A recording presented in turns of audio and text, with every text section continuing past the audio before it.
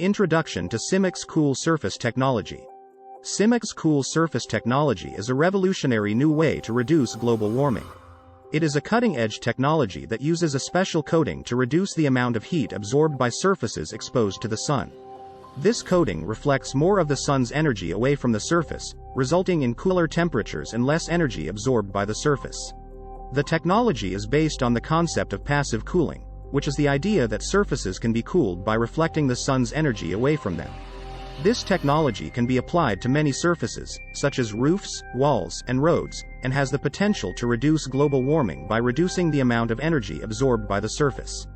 The main benefit of Simix Cool Surface technology is that it can reduce global warming by reducing the amount of energy absorbed by the surface.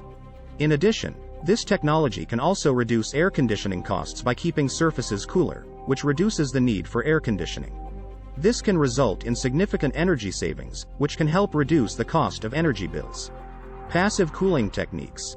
N.D. Retrieved from https://www.energy.gov/energysaver/passive-cooling-techniques.